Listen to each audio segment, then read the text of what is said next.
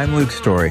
For the past 22 years, I've been relentlessly committed to my deepest passion, designing the ultimate lifestyle based on the most powerful principles of spirituality, health, psychology, and personal development. The Lifestylist Podcast is a show dedicated to sharing my discoveries and the experts behind them with you.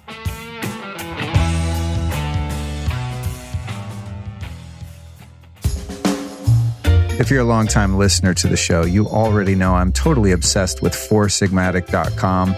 If you're a new listener, check this out. I'm going to explain why. All right, I've been taking medicinal mushrooms for a really long time. I'm a huge fan of the Chinese herbal system, of the Russian herbal system. I believe that there are plants on the planet that can not only prevent you from getting ill, but even help you get well. And one of my favorite products from Four Sigmatic is the Chaga Elixir. Why? Because it's a powerful antioxidant, and it's one of the most amazing things you can do for your immune system. It's actually called the king of mushrooms. It's like a force field in a cup, you could say. So this is really good during flu season or just when you need some immune support. But not only that, it actually tastes hella good. Unlike some other herbal products and elixirs that are good for you but don't really taste good, this chaga extract is amazing. And for years, I was making chaga myself, like boiling the big chunks and things like that. And honestly, it's quite a pain in the ass to do the extraction yourself. And if you do the extraction, you're only going to get the water-soluble nutrients, not the fat-soluble nutrients, like this full-spectrum chaga elixir from Four Sigmatic.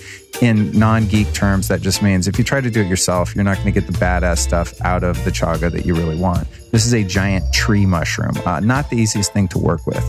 So I'd love for you to check out the chaga elixir. I'm not even kidding. I'm not BSing you when I say I take these products every day. I say that all the time, and I would not say it if it was not true. In fact, just this morning, I made a coffee with one packet of the chaga and one packet of the reishi. There you go, straight up, as I recorded this. So I'm absolutely obsessed with their stuff. If you want to check out foursigmatic.com, do something great for your health and great for your taste buds, use this URL, foursigmatic.com/Luke Story. That's foursigmatic.com/Luke Story.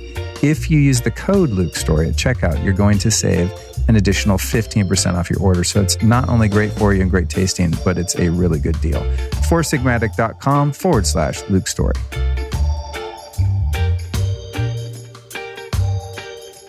Welcome to the wacky, wild, and sometimes enlightening world of the Lifestylist Podcast. Come on in, kick your shoes off.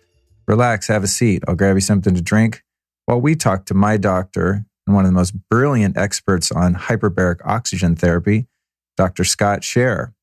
Here's what we talk about in this conversation: why hyperoxygenating an area of the human body can prevent it from dying, why both allopathic medicine and crazy hippies like me agree that HBOT is awesome, how biohackers can optimize the time they spend inside a hyperbaric chamber, combining hyperbaric oxygen therapy with sensory deprivation chambers, why people in hyperbaric chambers are better at multitasking, how hyperbaric treatment can improve erectile dysfunction, why reversing or mitigating the effects of aging isn't actually as radical as you might think.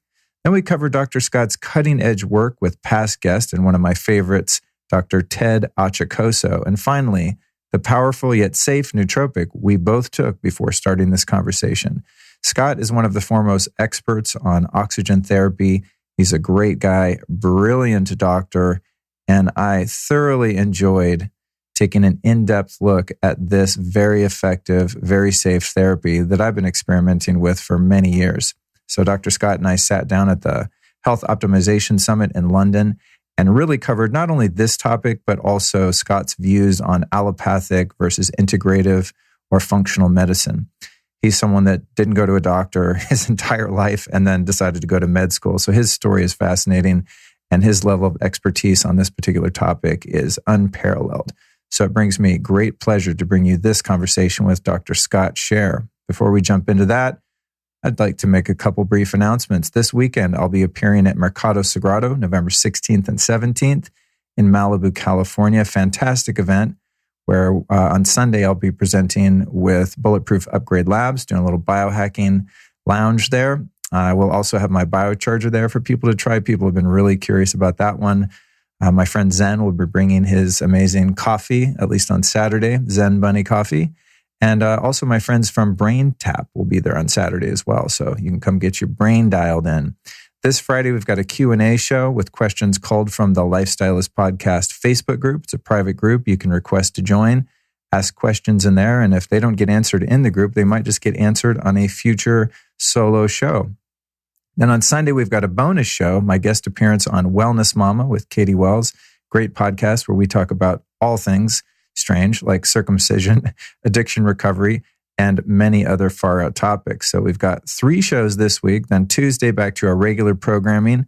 That one's a very special episode called Autism Causes and Cures No One's Talking About with Ninka Bernadette Maritson. That's a topic I've been wanting to cover for a while, but it's a touchy one. So I wanted to find someone who really had an interesting point of view, and Ninka definitely does. All right, now let's take a deep dive into all things oxygen with Dr. Scott Sherr.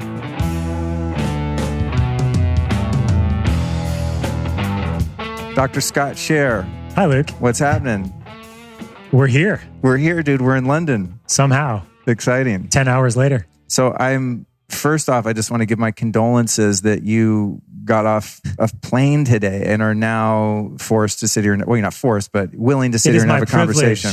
My privilege to be here, Luke. Dude, if I had just flown from you flew out of San Francisco to here? Yeah. If I had just gotten off that flight, there's nothing in the world that you could do to get me to get on a microphone because I would be completely brain dead.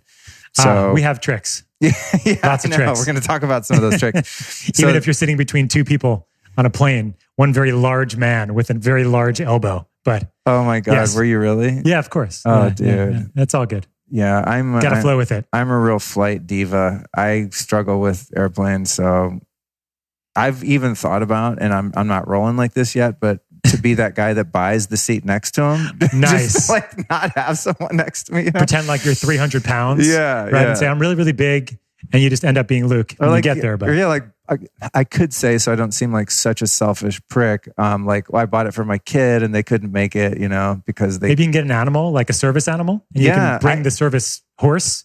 Or like the service bird. You know what? I have an emotional support animal. I even got a letter from a psychiatrist to say so. What kind of animal?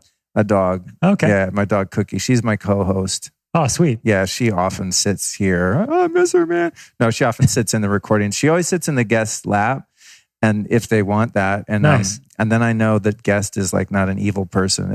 Cookie's like the barometer. Cookie's okay. Cookie's okay vibes. With the guest. Yeah, I got it. Yeah. Dogs are pretty good barometers for those kinds of things. So we're going to talk about your medical practice. You're a real MD. You're not some kook, but you're definitely into very progressive health practices as an MD, which is why I sought you out to work with you. You were recommended by my friend Tim here at Health Optimization Summit. So we're definitely going to get into the practice. But before we do that, I want to really cover the hyperbaric oxygen world because I know that you spent a lot of time in that space and are one of the most knowledgeable dudes. Yeah. But before we dive in, I want a little bit of a backstory. So your dad is still a practicing chiropractor, as I understand it, and you learned about holistic medicine, alternative medicine, functional medicine, all of that pretty early on. Yeah, I mean, there was really no term for it at the time. It was just alternative medicine. Outside of conventional medicine was just this big bucket of everything. And my dad had his own chiropractic practice. He's had it for 40 years, I guess now. Wow. And on Long Island, where I grew up in New York. And I always saw how he looked at health. He didn't look at it as sort of an interventionalist kind of health. It was more cultivating health in his patients by giving them the tools and the practices and doing some subluxation, some chiropractic manipulation. But that was sort of not as important as the other stuff that he was asking people to do, change their diet. I remember seeing kids when I was young with asthma or with allergies and go off dairy in the 1980s, and they were getting better. Their asthma would go away, their allergies would go away. So I saw like dietary interventions, I saw behavioral interventions without any need for any conventional Western therapies at all. And in fact, I don't even think I saw a conventional doctor until I went to college. And so maybe once before that, I had strep throat when I was at camp, but other than that, I was really outside of the box. And then I decided to go to medical school after all that, thinking, actually having a conversation with my dad. He's like, I'm pretty limited in what I can do. I'm a chiropractor. My license is limited. If you become a medical doctor, you can do anything you want. You can do chiropractic, you can do medicine, you can figure it out. So I took his advice, and he's my first mentor, my the guy, my dad, that I looked up to, I still do. And I went to medical school. And medical school was challenging in a lot of ways because it was very different from how I grew up. But I always kind of knew in the back I was going to do it, and then I was going to figure it out. I was going to figure out what I wanted to do. It wasn't going to be conventional medicine entirely. It might have some conventional medicine pieces to it, but it wasn't going to be just a conventional medicine practice. Even though I got tantalized along the way, be a dermatologist, make $700,000 a year, be a radiologist, sit in front of a computer in a dark room, looking at skeletons, make $700,000 a year. I mean, that all sounds... They make that much money? They make a lot of money. Wow. Orthopedic surgeons, hammer and nails, screws, saws. I mean, I thought about all that, but then I always had to go back, and actually I tell medical students this now. I say, if you had all the money in the world, what kind of doctor would you want to be? You didn't go to medical school to just become a doctor because you were going to make more money being that doctor. At least I don't think most of us went to medical school for that reason.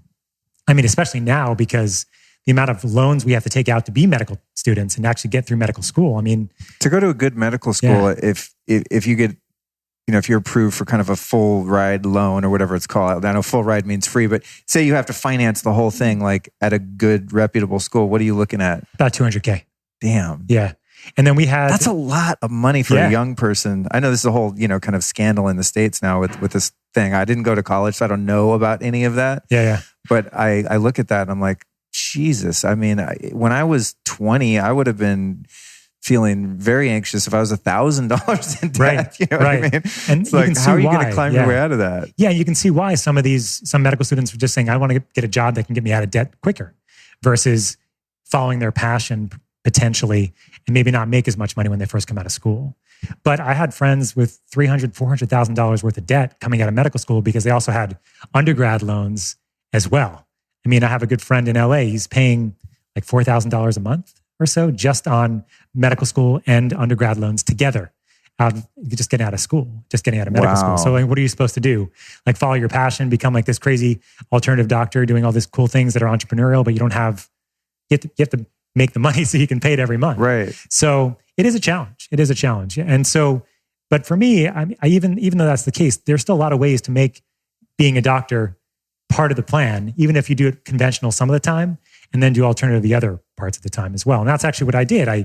When I finished medical school, I decided I wanted to do conventional medicine to some degree so I could pay my loans, and I started having a family, and my family was growing and I needed to make sure I could do all that.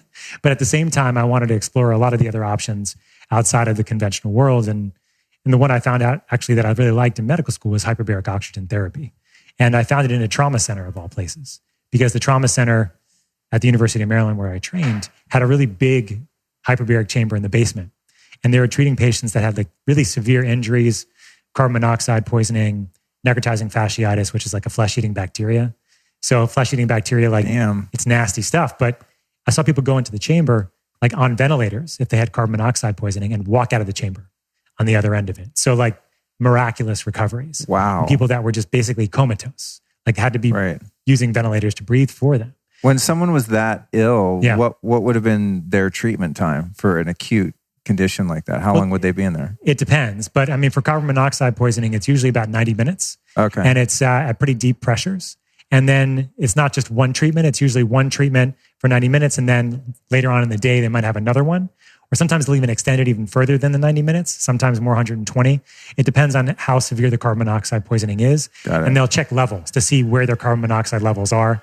Their carboxyhemoglobin levels is what it's called. So, and then the other, depending on the indication, like necrotizing fasciitis, that's another 120-minute session, sometimes twice a day as well. So really intensive treatment in these big chambers called multi-place chambers, where you have multiple people all sitting in the same chamber together getting treated, and then you can have an attendant in there helping with the patient, so that if you have IVs and ventilators and drips, and you can have a nurse and you can have all that kind of stuff going on at the same time. Right. But I just got intrigued by the technology because it was really, really simple. And I saw people walk out of chambers that looked like they were dead when they went in. Or for necrotizing fasciitis, like flesh-eating bacteria, people have to get amputated limbs. It's nasty. Oh my God. And so I saw people get limbs salvaged that wouldn't have been able to get salvaged otherwise.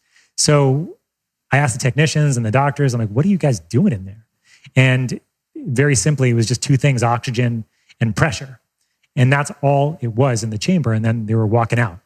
So that really intrigued me because oxygen, we kind of need it. It's important. or we die. And pressure is really an intriguing stimulus that's not so much used in nature right now, but it has been used in the past in various ways, we think, in some capacities we can talk about, but in the sense that pressure has this really interesting way of changing our physiology and getting more oxygen in our system. Because if you breathe a mask of oxygen, that's just like a face mask of oxygen. So you have like 100% face mask or even 2 liters nasal cannula like you did in the chamber when you were doing your Instagram or Facebook or whatever. That's going to get you more oxygen in the circulation, but only a certain amount because oxygen is usually carried by red blood cells. That's our oxygen carrying capacity, is how many red blood cells we have in our system. The number of red blood cells predicates or basically gives us a certain amount of oxygen carrying capacity. And the only way you can increase that typically is by increasing your red blood cell mass, by increasing the number of red blood cells in circulation. So you have guys like Lance Armstrong and other cyclists that used Epogen. You may have heard of Epogen or doping. No, I haven't. So doping. You've heard of doping. Okay, yeah, I know the term. Blood doping is either taking a drug called Epogen or autotransfusing. So you take your own blood away. So you take it off you get it, you phlebotomize yourself and you give it back to yourself right before a race. Or Epogen actually increases your number of red blood cells in circulation. Wow. And so that increases your oxygen carrying capacity. And then you have more capacity when you're doing endurance races or doing sports where you need to have more that's capacity. what that whole beef was. Yeah. So Interesting. that's illegal. Right? Okay. But there's a legal way to do it. That's by altitude training. So if you go to altitude, you can increase the number of red blood cells in circulation. But there's a different way to get oxygen in circulation, and that is actually using a chamber. The chamber actually saturates it in your plasma, the liquid of your blood. So the liquid of your blood has very little oxygen in it at sea level, and you can't get a lot of oxygen in there unless you're under pressure. So it's the pressure that combines with the oxygen that drives it into the liquid of your blood, the plasma. And the plasma has this really unending capacity for oxygen. Liquid O2, not bound by red blood cells, can then be delivered to wherever it needs to go. Wow. Long answer to a short question. I'm like, keep going. This is amazing. This is so interesting. Yeah. And it reminds me, the first time I started doing the chambers was maybe, 10, 15 years ago, long time ago. Yeah, it's a long time ago. Definitely over 10 years. Yeah. And, it was the little vinyl blow up ones. Soft chambers, Yeah, soft chambers. And from that moment until I think it was yesterday when I learned otherwise in this new kind of chamber, I thought the reason that you went in the pressure chamber was like the oxygen gets in your skin. I thought it's like it's pushing it just all over your body. Oh, I got some oxygen in my foot. There went some in my ear. It's a reasonable thought. And so I had no idea that it was... It's all inspired. Yeah, all that you need to do is just breathe it in. And then the pressure is, like you said, it's getting it into the plasma. And so... Once we get it in the plasma, you said, where does it need to go? So is it going into your muscles and can it Everywhere. get in tendons and places where oxygen doesn't want to go to? Yes, absolutely. So it's going to increase oxygen delivery, even in tissues that have low oxygen capacity at the moment. And so that's really important because if you've had an acute injury, for example, you have swelling, you have inflammation, hyperbaric therapy is going to allow more blood and more oxygen to get to that tissue to start helping it heal. So you may have heard this statement before. I mean, we talk about it in medical school and in medicine. If you've had a stroke, the faster you get to the hospital, the quicker you can get medicine, the more brain you're going to save. Mm-hmm. Same thing with a heart attack. The faster you can get a stent if you've had a heart attack. Time is brain, time is heart. It's the same thing about getting into a chamber too. The faster you can get into a hyperbaric chamber when you have an acute event, the more tissue downstream from a damaged tissue is going to stay oxygenated. Because we can temporize by getting you oxygenated, and all the tissue downstream from a blockage or an injury is not going to die. Important if it's your brain or your heart or really anywhere, right? So it's used in stroke, traumatic brain injury, heart attacks, spinal cord injuries, what else? Many other types of acute traumas, acute limb amputations, and others that where you can really hyperoxygenate an area to prevent it from dying. And so it's because we get so much more oxygen in circulation that it diffuses outside of the blood vessels to a significantly more degree as compared to just being at sea level, for example. Interesting. Yeah. Yeah. So I think a trippy thing about this technology is that it's embraced by allopathic medicine. That's why I like it. And used in the sickness model, but also used by crazy hippies. Like when I started doing it, I went to this lady's apartment in West Hollywood, some older Russian woman that like had a chamber, and I pay her a couple $100 and lay in there for a couple hours and fall asleep.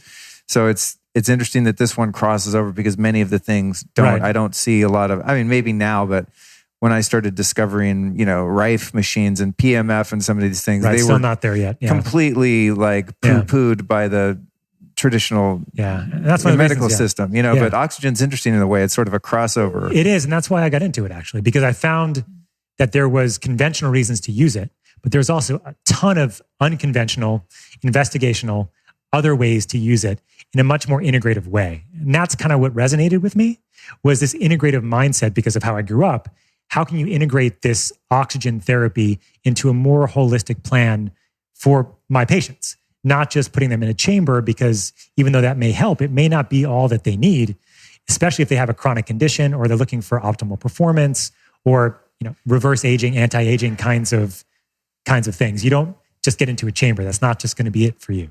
You need to have more of an integrative approach. And so my practice developed where I was seeing the conventional indications and I was seeing some of the investigational indications. And then I started creating an integrative practice around that, where I would add in, targeted supplements and laboratory data and other technologies, pulse electromagnetic field technology, low-level lights, cryo, sauna, breathing, you name it. And then that's how I got involved in the bulletproof, the optimal performance world, and got involved from there into people like yourself and others like Dr. Ted, who we'll talk about, and seeing that there was a different focus. There was the health focus that I really resonated with more than even the condition or illness focus. But I did see a place for hyperbaric therapy kind of in all of that, depending on what was needed. Yeah, that's cool. That actually seems like a fateful fit for you based on that. The fact that you came from that background, but still went to real med school to become a real MD. So that's really interesting. I want to go back to, I love when things connect up like that. Yeah, and there's synchronicity cool. in life. Yeah. But I want to ask something just random about the altitude. So you mentioned athletes will use high altitude training, right? Do you happen to know, and this is just a random question, like I said, why I find that the nootropic piracetam helps me to instantaneously adapt to a high altitude environment? Would that make any sense to you? Yeah, I'm not sure. I'm not sure why that would be. I mean, in general, if you're increasing blood flow, and then potentially if it's changing what's called the oxygen dissociation curve, which I'm not familiar with if paracetams do that or the racetam family, because the idea when you go to altitude is that you have to dump off more oxygen from your red blood cells to make sure that you can still maintain your physiologic functions. What happens when you go to altitude is that you have less oxygen around, so it sticks on your red blood cells more strongly instead of being dumped into tissue. Oh, so it's self-preserving? It's self-preserving. Oh, right? That's interesting. So it's, that's crazy. It's going to preserve your heart, it's going to preserve your lungs and your brain. Right. But the rest of your body, screw it. So that's why you get, that's why you get altitude sickness, where you get headaches and you get nausea because your belly's not getting enough oxygen. And so, and altitude sickness is an interesting thing all entirely of itself. And who gets it and who doesn't get it. And I remember when I was in college, I went up Mount Whitney in California, and I had to stop because I had altitude sickness. I was in really good shape. I went up there with guys that smoked pot every day, never exercised, and they got up no problem. Like, maybe it was the marijuana. I have no idea, So I don't know how that works, but I do know from a physiologic perspective that it's depending on how much oxygen is getting dumped off your red blood cells. Right. And so, hyperbaric therapy obviously is the opposite, but there's some interesting parallels actually, because what we can do in the chamber is when we pressurize a tank and pressurize you in the tank with the oxygen that you're breathing, what we can do is every so often when you're breathing 100% oxygen in the chamber, we can take you off that 100% oxygen and have you just breathe the air in the chamber.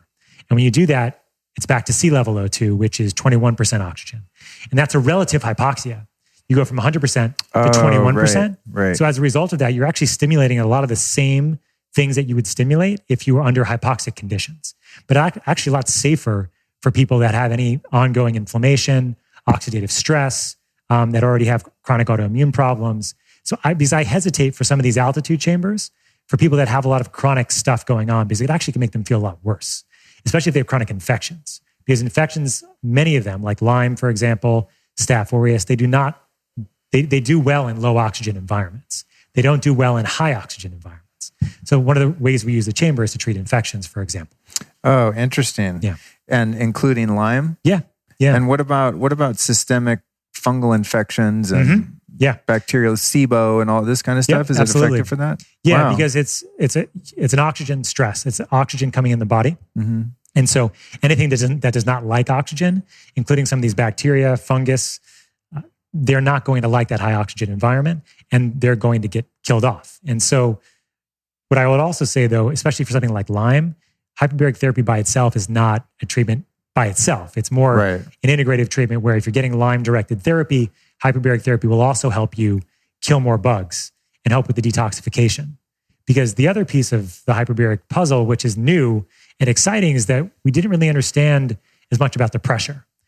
We knew that the oxygen was working, flooding the body with oxygen and then having a lot of different effects. But the pressure itself, if you can imagine, just to kind of take it a step back, if you're under 33 feet of seawater, like that water above you is really heavy, right? That's the pressure you feel. And so we're simulating that pressure in a chamber to a certain degree, depending on the indication. But what that's also doing, we think. Are you familiar with Gerald Pollock's work? Yeah. I'm hoping to get him for an interview this weekend. Yeah. Okay, awesome. He's fantastic. I was just prepping it this morning. I'm obsessed with water. It's my element. And so, I'm very familiar. Big That's fan. cool. Yeah. Mine's fire. No, just kidding. It can't be in a hyperbaric chamber. It can't be fire. So what Gerald Pollack was talking about is this easy water. The idea that you have this polarized water around blood vessels. What we think happens in the chamber is that under pressure, you're actually creating more easy water around blood vessels and around lymphatic vessels too. So helping with blood flow and helping with lymphatic flow as well. So creating more easy water for more flow as well. So that's super interesting. And so I'm working on new protocols. Nobody else is doing this. I'm working on new protocols where we're doing variable pressures inside the chamber to help with detoxification, lymphatic flow, and helping create more of that easy water and more of that sort of vortex-like flow as a result. So, wow. Yeah. That's crazy. Yeah, it's super fun. Yeah. And so in San Francisco, your clinic, do you guys have oxygen there, or do you send people out somewhere nearby? Or So I have a couple different chambers that I work with. I have a hyperbaric facility that does hard chambers in San Francisco and also in the San Jose, Los Altos area. But I consult with people all over the world, really, because I have clinics that I'm affiliated with all over the world. Right. That's how I met Tim, talking about his clinic that he had. Oh, okay, yeah. Tim, the CEO of Health Optimization Summit. It was actually very, very helpful that you guys are in the oxygen scene, because he knew right away when we got to London. He's like, okay, I got the hyperbaric spot for you. And then you told me the one in Beverly Hills that I went to the other day. Yeah.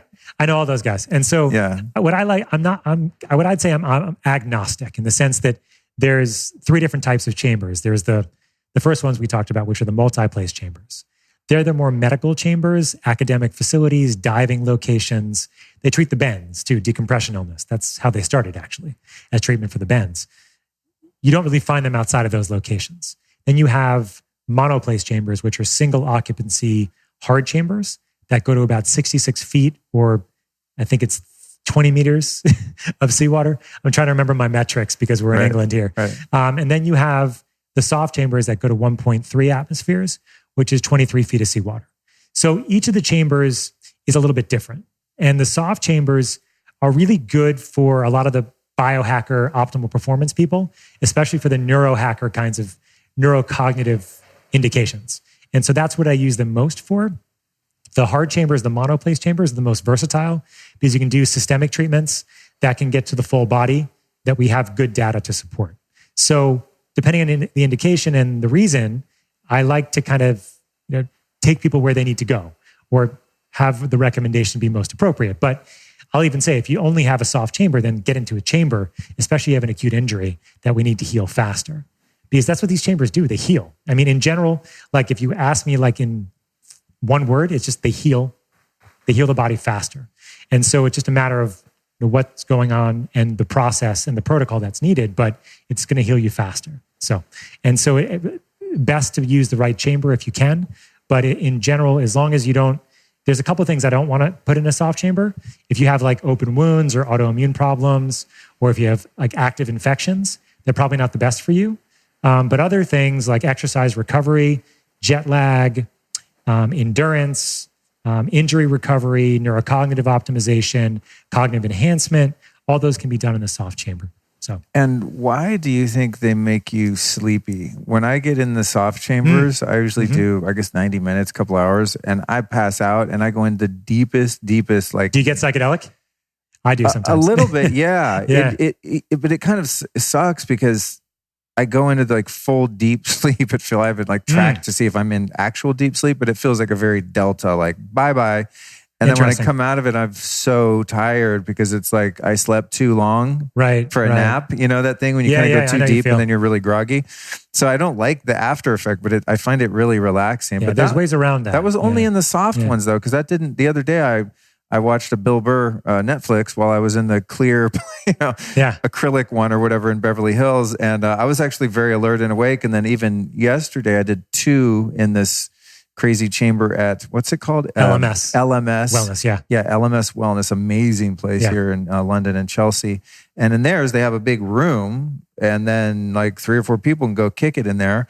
And you have the mask and it's pressurized. And the first one I did, I just kind of, I didn't have anything to talk about because I was just tired of talking yesterday. Believe it or not, it happens every once in a while. And I meditated and I kind of fell asleep in my chair. Mm-hmm. And then we did a second one and I was wide awake and we're all chatting and stuff like that. So yeah, it's interesting you mentioned it. We've done some work with HRV, heart rate variability inside the chamber. Yeah. And so depending on what the indication is, if you just want to boost, you don't want to be in the chamber for more than 30 minutes, actually. The 30-minute window is where you go from more sympathetic to more parasympathetic. So your heart rate variability is actually going to get worse for the first 30 minutes, but then after that, it's going to get better because you go into parasympathetic. That's why you get tired. Really? Right? Yeah, it's interesting, right? So, but it depends on the pressure. So at the more superficial pressures, that's what we've been actually noticing. So HRV is a pretty good indicator for sympathetic, parasympathetic, right? Yeah. So for example, for cognitive boost kinds of things, we look at shorter protocols, like 30 minutes, 45 minutes of pressure, because we don't want to get you too parasympathetic. Otherwise you get too tired.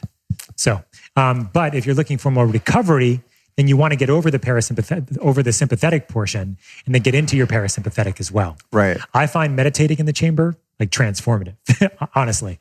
And I use it as a sensory deprivation chamber for my patients as well. So, no music, or maybe music, but no TV. Yeah. I'll even, if it's the acrylic, I'll put something over it so they can't see out. Right. So it'd be like, it's like a float tank without the water. That's cool. Yeah. Yeah. I've even had this crazy idea of like combining a float tank with a hyperbaric environment, for example, to like see if you could like sort of do it even with like the water. Wow. It's an interesting idea. Interesting. But, anybody, if you want to, we can develop it. It'll be fun. Right. But the idea really is you can really create an environment that's healing. And so other things, if people want to do, if they've had an injury, for example, I'll have them do various things to help try to recover from that injury. Like if they've had a stroke and they can't use their left hand, I'll make them look at their hand and try to do that exercise when they're in the chamber. Interesting studies showing that when you're in the chamber and you're hyperoxygenated, your multitasking performance gets better. Wow. Because a lot of our brain capacity is relegated to what our oxygen carrying capacity is. So we have more oxygen in there, we can do more, we can think better, we can think faster. And so it also creates the ability to have more neuroplasticity. So that's what's happening in our patients that have had strokes or traumatic brain injuries. We're creating neuroplasticity. So I'll have patients in there do exercises, whether it be fingers just like this, tapping, or finger to nose or whatever, other things. Depending on the type of chamber, they may not be able to bring things in with them, but some of them they can. But then with the biohacker people, I'll have them do other crazy things in the soft chambers, bring in neurofeedback devices, bring in lights, do other types of breathing, no holding your breath, but other types of breathing and some other things. But I mean, depending on the person, we can get all That's crazy. Interesting. You can take other supplements, things that help with vasodilation, for example, like niacin, or do cryotherapy beforehand. And that, you have that vasoconstriction that happens because your body thinks you're dying in a cryo chamber. But then when you get out of it, you have this massive vasodilation. That vasodilation helps with oxygenation in the same sense. If you get into the chamber right afterwards. Whoa. Yeah. Side note, I think you might have just solved another one of you didn't solve the Press-TAM altitude one. I'll give you that. It's a random question. It's a random question. You just solved another one of my inquiries that totally doesn't mean anything, but I've always wondered why. I used to work out and then I would do my ice bath. Mm-hmm. And then I was listening to Dr. Rhonda Patrick and she found some study that was like, no, you don't want to do that because if you're trying to build muscle, if that's your goal, because you kill the inflammation that grows the muscle. And I was like, I'm not trying to become He-Man or anything, but I wouldn't be mad at having a muscle or two.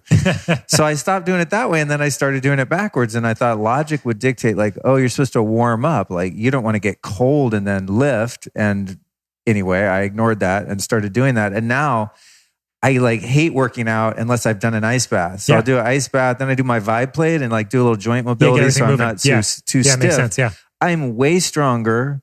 I can do way more reps. Right. I got my little X3 bar get up, you know? And I crush if I do it after the ice bath. If I'm really hot and, you know, I've been like in front of the red light and whatever, and it's hot in LA, like I'm a lot more weak sauce. Yeah, it's crazy. Absolutely true. Yeah, because now you've kind of gotten the best of both worlds. You're not hot, but you have this dilation of all your blood vessels. So you're getting oxygen into areas that wouldn't have gotten it as easily as a result. So cool. And then we'll do that also. We'll put somebody in a hyperbaric chamber and immediately have them do a workout afterwards because they're hyperoxygenated. Oh, wow. So I talked about oxygen carrying capacity earlier. Yeah. That oxygen carrying capacity in the plasma lasts for about 45 minutes after you get out of the chamber. Oh, so damn. you can use that if you're doing an endurance race, hypothetically. Right. But that's kind of hard to do mechanically, like be in a chamber, then immediately get on your bike. But I mean, ideally you could do it. You'd have to have a mobile unit, like come to the, you know, the start line. We've talked about this with cycle races and things. Wow. Like, can you have, but then like you're also like warming up and then you're in a, I don't know how you could get into a chamber right before, but,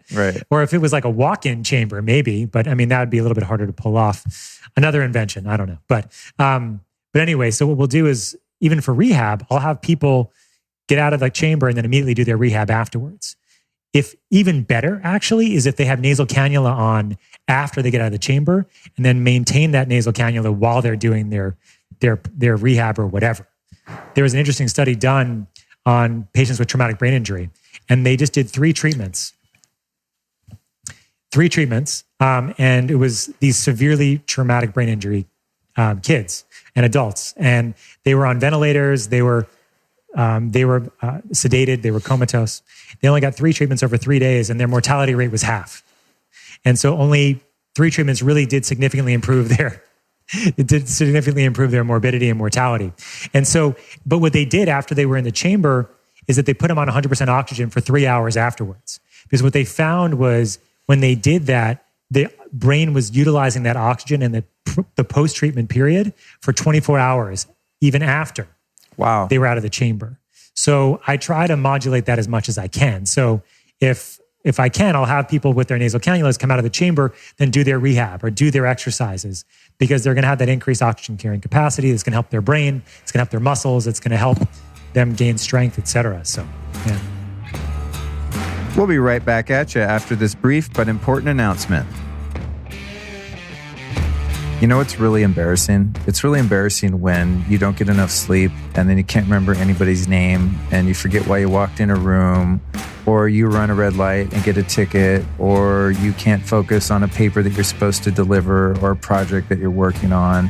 That's embarrassing. You know what's even more embarrassing? Realizing that the reason your sleep sucks is because you're being exposed to blue light at night and then having to wear really ugly, lame glasses out to protect your melatonin. I'm talking about the whole phenomenon of blocking blue light. You guys have probably heard of it if you listen to this show and other shows about health.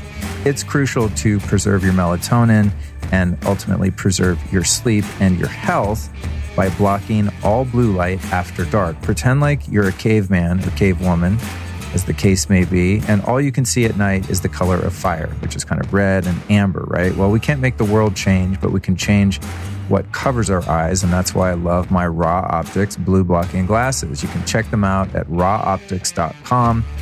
They have glasses that not only block all the gnarly blue light at night, but also some that you wear in the daytime when you're working on a computer or just underneath some really heinous fluorescent or LED lights at your job or wherever you happen to be hanging out where there's super crap junk lighting. So go to rawoptics.com. That's spelled R-A, rawoptics.com. Save 10% with the code LIFESTYLIST. That's rawoptics.com. I learned over 20 years ago how important it is to have a symbiotic relationship between all the bacteria in your gut. And then when your gut is jacked up from taking antibiotics, eating GMOs, pesticides, etc., you get something called dysbiosis or leaky gut. That's when you have an imbalance of all the bacteria. So a lot of us are hearing about fermented foods and probiotics now, right? Well, I was taking probiotics years ago, and to be honest, out of all the ones I've taken, most of them sucked and didn't really help at all. And I think I was probably just eating sand or something. Enter the probiotic that I'm on now called Just Thrive, which is a spore-based probiotic, which means it hatches inside you. Sounds weird, I know, but that's what you want. You want bacteria that's alive when it gets into you. So imagine having a probiotic that actually works. It's like winning the health lottery.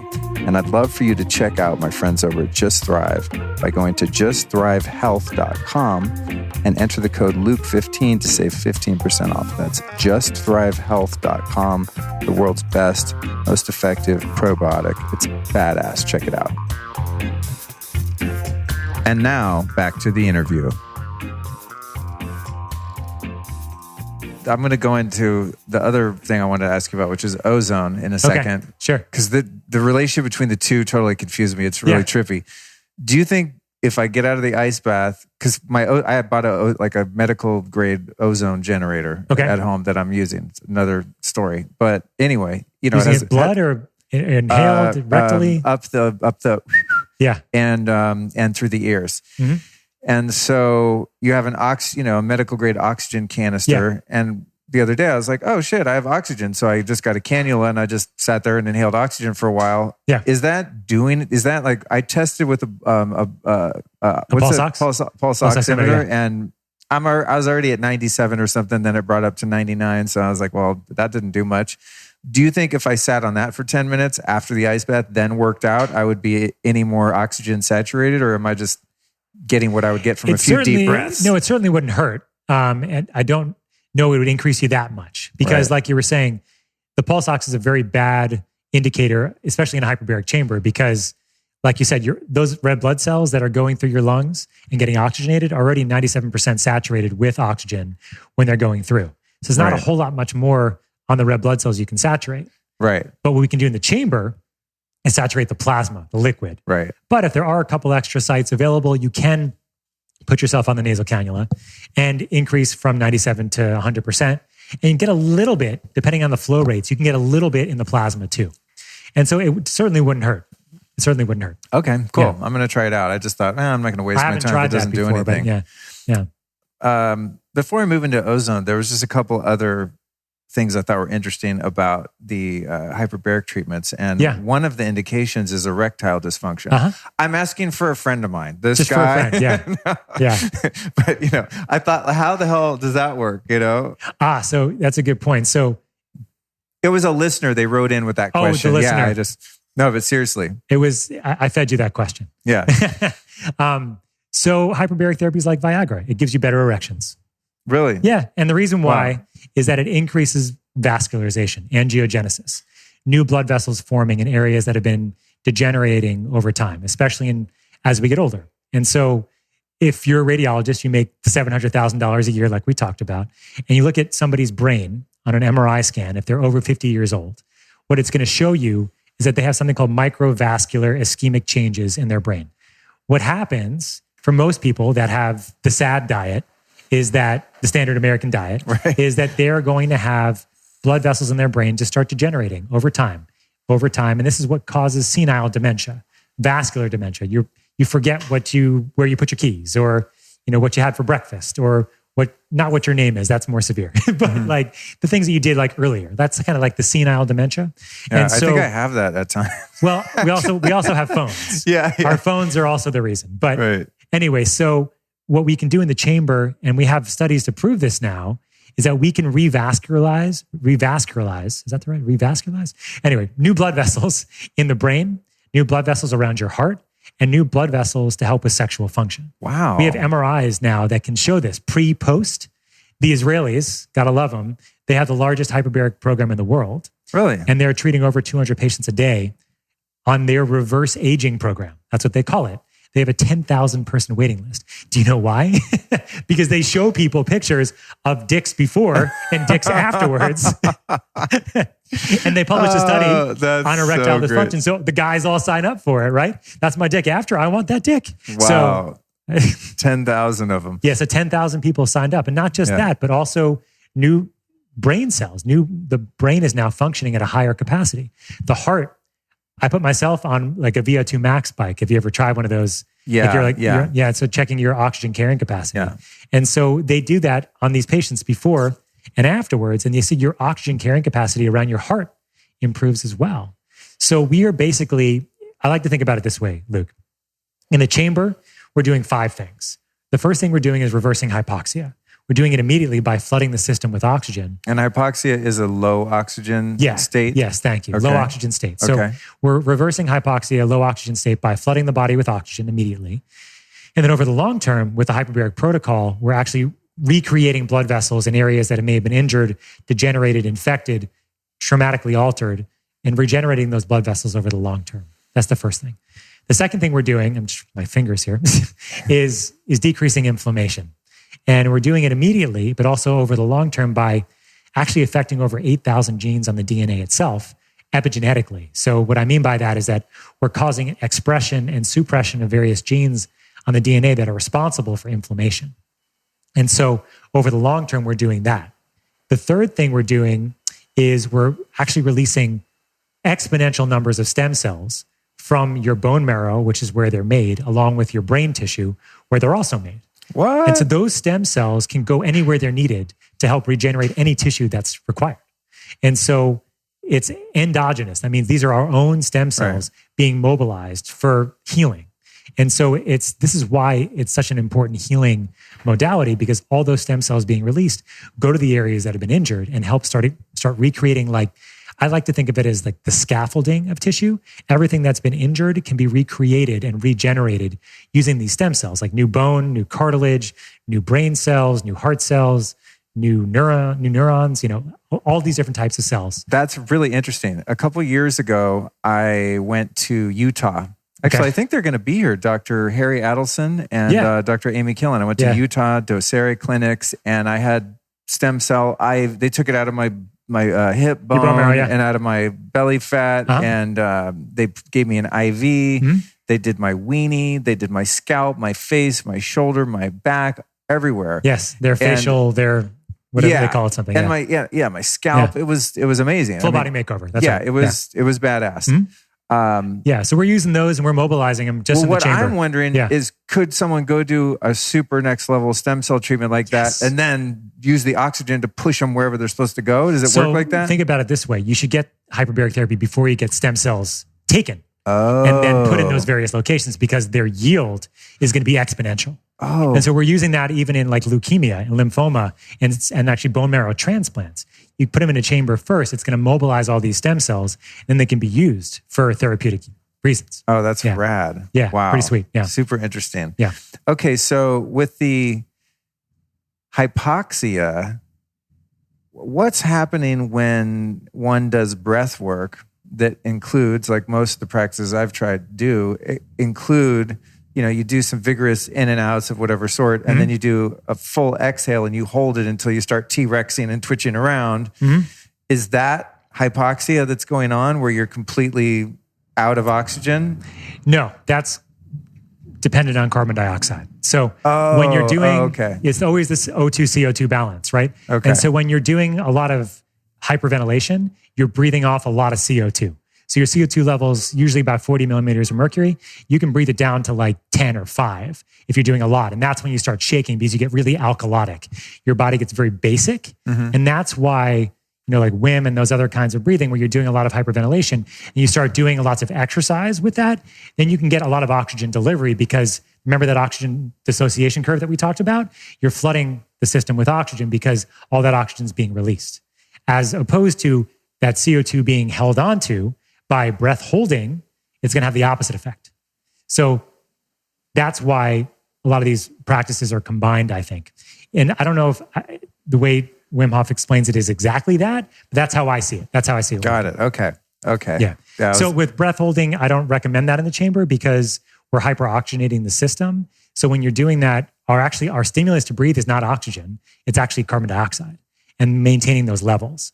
And so it's important that if you breath hold in the chamber, you're not going to have that same stimulus, because you're going to have a lot more O2 floating around. Right. So you can get in trouble. So I've had people do it, and I don't want them to do it. Yeah.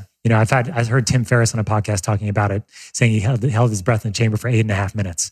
And I was just like, oh God, please don't. Nobody else, please do that. Well, too late, because 30 million people just heard him recommend it. I know.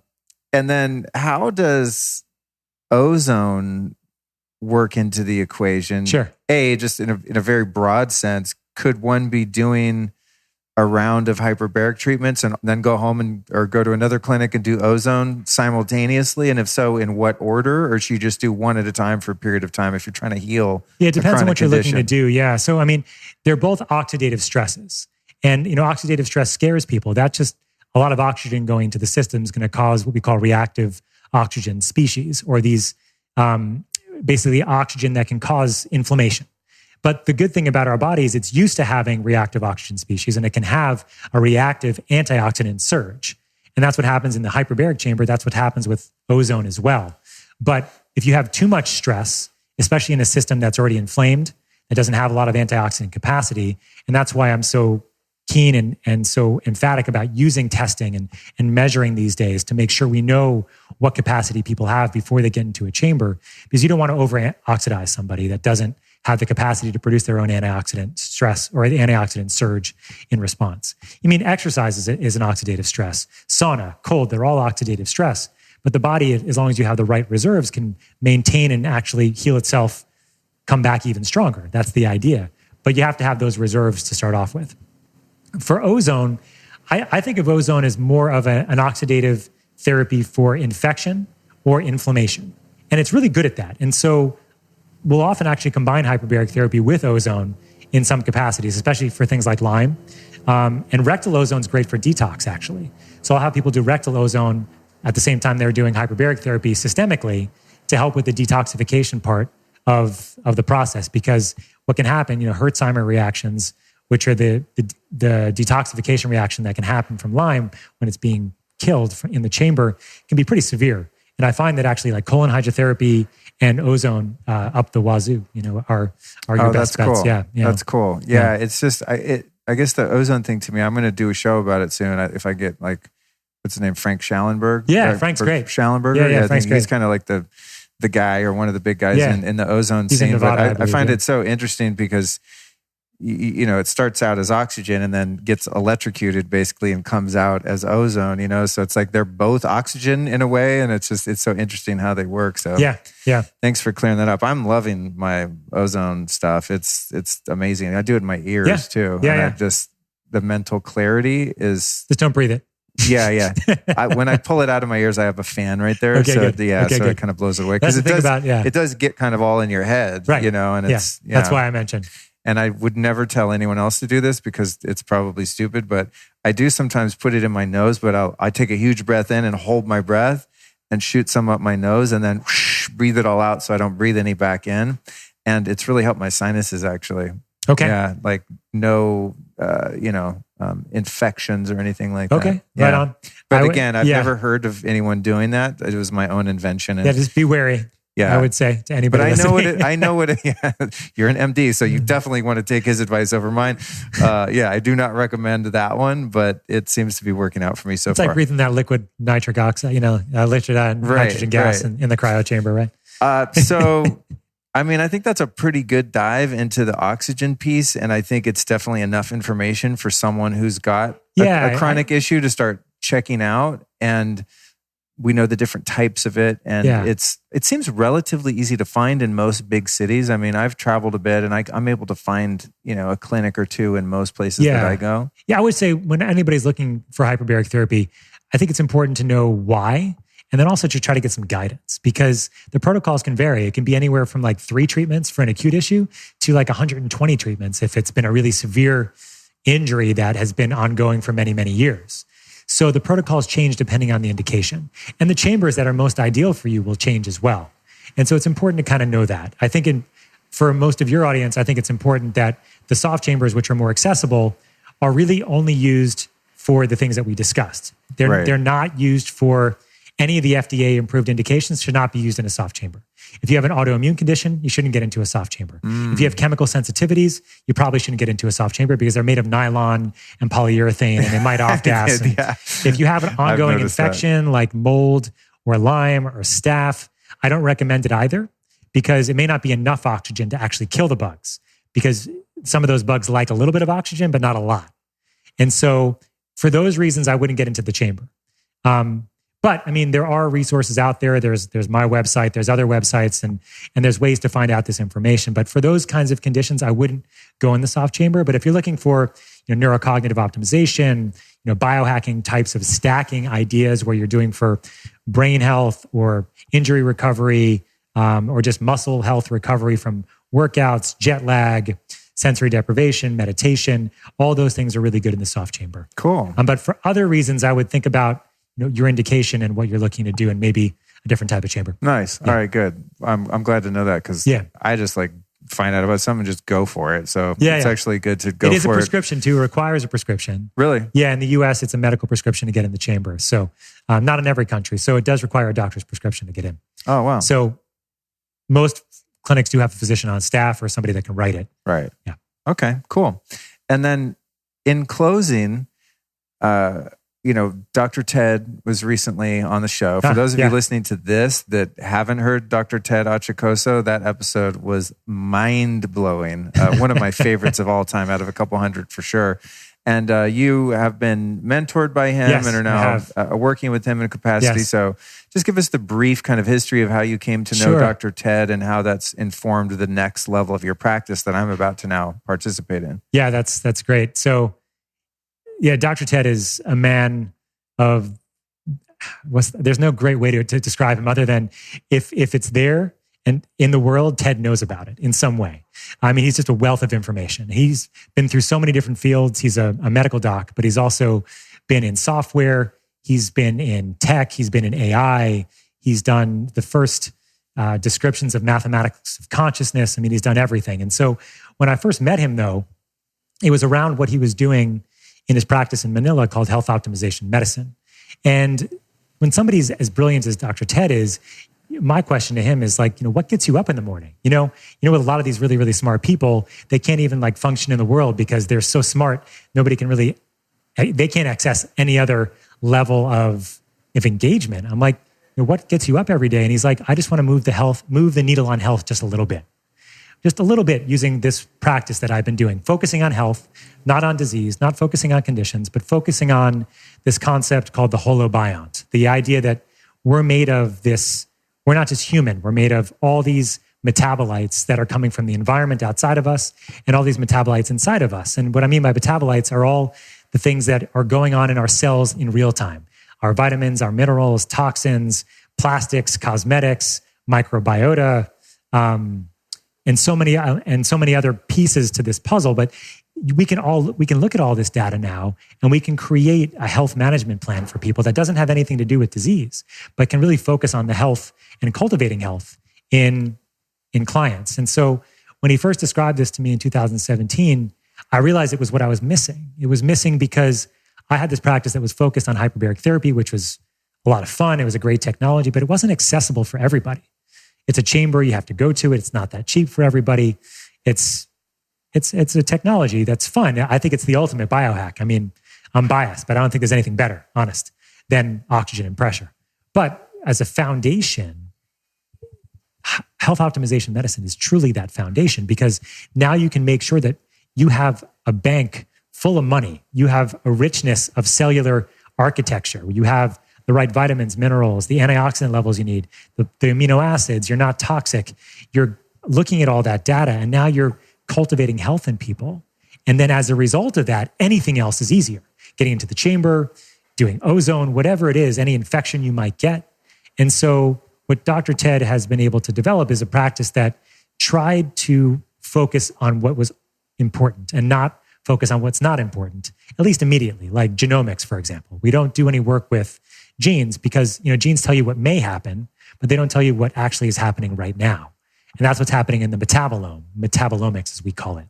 And so we do a panel of testing that looks at metabolomics, looking at and gut health as well, and looking at immune health, and eventually hormones as well, and looking at hormone optimization as well.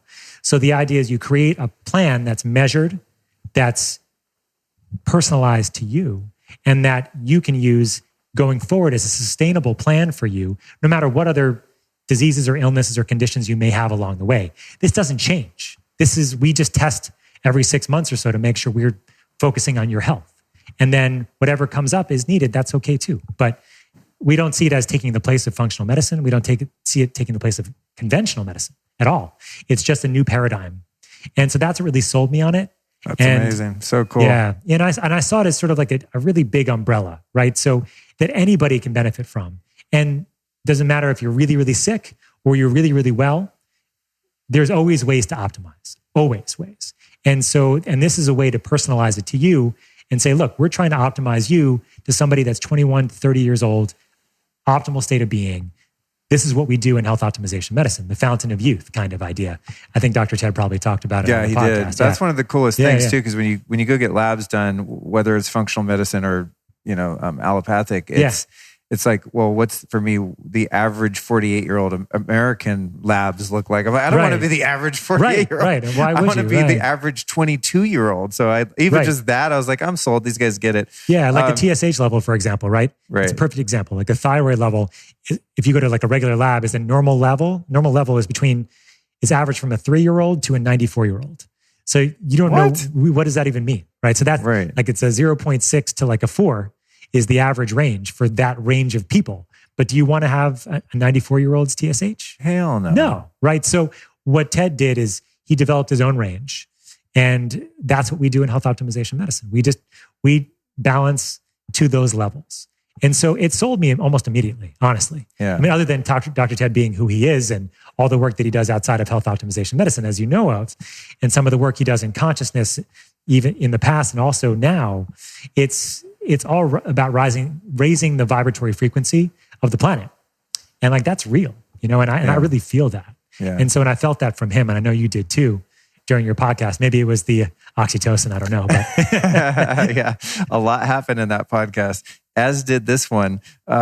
So last question is, and make it quick because we're getting called to our dinner here. I know, yes. Who have been 3 teachers or teachings that have influenced your work? And you might have just indicated one of them, but who is like 3 people that our listeners could go look up and learn from as well on any topic? Look up and learn from. Okay. I was thinking of mentors. So I could think of mentors. I'm thinking, my father being number one, just for helping guide me in my early life and still now with just understanding health from a different way. And, Dr. Ted, of course, as being a second mentor in the process of just understanding health from more of a medical perspective, but from a health perspective, it's just like this beautiful marrying of understanding, consciousness and vibratory frequency and health in a very holistic way. And then I have hyperbaric medicine sort of on top of it as this beautiful synergizer, accelerator, and healer. Some of the work at the Segal Center for Hyperbaric Medicine has been transformative. And the doctor there, his name's Dr. Sherr, Efrati. He's been fantastic. He's been a mentor as well. Some of the work he's done, he's like so Israeli, it's fantastic. Like he's just, Scott, you just do this. You just get them in the chamber, they heal. And I go, okay, that sounds good, Sherr, thank you. So he's been a fantastic mentor. I had a great mentor when I was in my residency, actually. She was the one that actually helped me kind of decide on a little bit of my career path inside of conventional medicine. And she was fantastic. And I've had some really great mentors along the way in medical school helping with, I guess it wasn't a mentor question. It was more about people that can. All right. Yeah, no. We can find a couple of them, and the other ones are still valid. Some people say Jesus. Some people say my grandma. Yeah. And some people say, "Oh, here's 3 books you should go read right now," or whatever the case may be. Yeah. No, I have. There's some really great books too. I'm reading.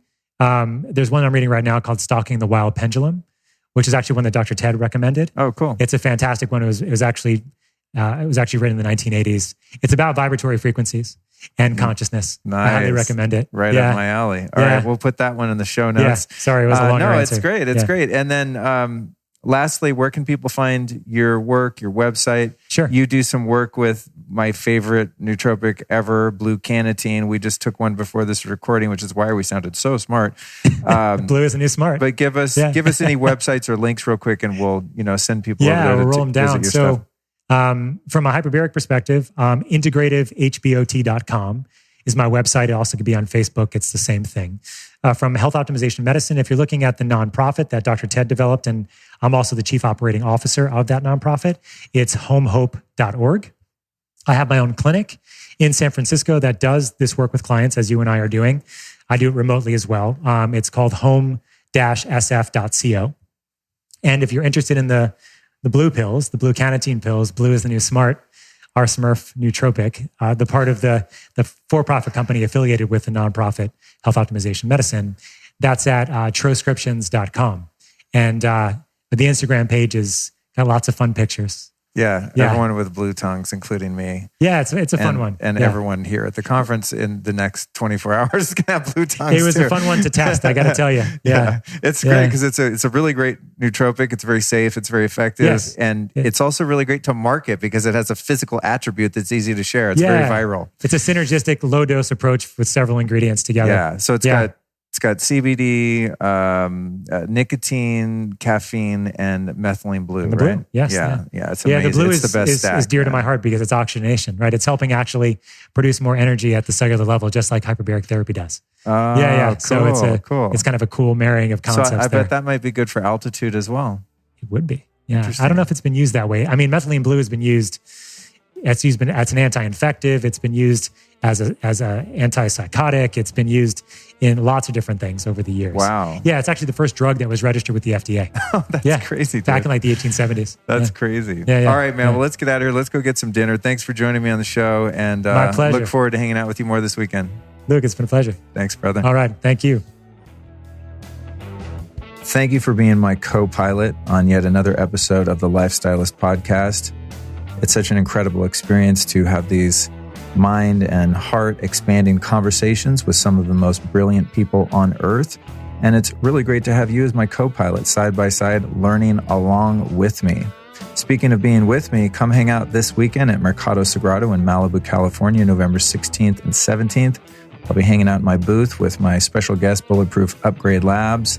On Sunday, on Saturday, we've got Brain Tap. We'll be having some Zen Bunny coffee. I'll have the biocharger there. It's going to be an incredible experience. I'll also be doing a talk about becoming limitless, microdosing psychedelics, nootropics, smart drugs, all of that stuff on Saturday afternoon. To get into that event or any event in which I'm participating, go to lukestory.com/events. This Friday, we've got our Q&A solo show where I answer questions from the private Facebook group. Sunday's a bonus show of my appearance on the Wellness Mama podcast. Then Tuesday, we've got a show on autism and got a lot going on, dropping a lot of episodes on you. I hope you can keep up. I know some of these shows are 2 or 3 hours and it takes people a week to listen to just one, but the content's there, so I'm putting it out. You know what I'm saying? Why not? Let's thank our sponsors. Because truth is, if there were no sponsors, I probably wouldn't have a podcast because I'd have to have a real job. You know what I mean? So we've got Raw Optics. I wear my Raw Optics glasses all the time to protect my eyes and brain from the evil blue light that exists in our environment. You can go to rawoptics.com. That's R-A, Raw Optics, as in sun. Get it? Raw. The code there's Lifestylist. That's 10%. Just Thrive Probiotics. You can go to thriveprobiotic.com/Luke. Save 15% with the code Luke15. I've been on those probiotics for, I guess it's been 3 months or so. And it's really helped my digestion and my gut. It's incredible stuff. Definitely like one of my top 10 supplements, if you could call it that. Yeah, I guess you could, because you're not getting spore-based probiotic out of a burger or a salad or anything else. And we've got Four Sigmatic. I mean, these guys make the most incredible and really most convenient medicinal mushroom and herb blends. One thing I really like from Four Sigmatic are their little instant coffee packs that are also infused with medicinal mushrooms. I use those a lot when I travel and I don't want to go drink like suspect, possibly moldy swag coffee at the local coffee shop. You can go to foursigmatic.com/The Lifestylist, where you can save 15% off with the code The Lifestylist. And just as a heads up reminder, you can find most, if not all of our sponsors at lukestory.com/store. At lukestory.com/store, you will also find every single supplement, biohacking technology, healing device, anything and everything I've ever used in my life that I think has value. It's linked out in my store. And there's also discounts in many cases. And it's also a great way to support the podcast and the other work that I'm doing. So support the sponsors and you'll be supporting great companies that are doing great things in the world, supporting your own health and also supporting the show. All right, I think that's it. Thank you so much for joining me. If you feel pulled and so inclined, feel free to share this episode with a friend. It's really easy to text or email it to someone or throw it up in your Instagram stories or any way you can help me get the word out. It would benefit the entire planet, I think. well, almost everyone. I mean, maybe not people that are into evil and junk food, but those of us that are wanting to live a better life would definitely benefit from this information. So if all you can do to support is share the show, it is greatly appreciated. And even if that's too much, just keep listening. Thanks. Bye. This episode of the Lifestylist Podcast was produced by podcastmasters.net.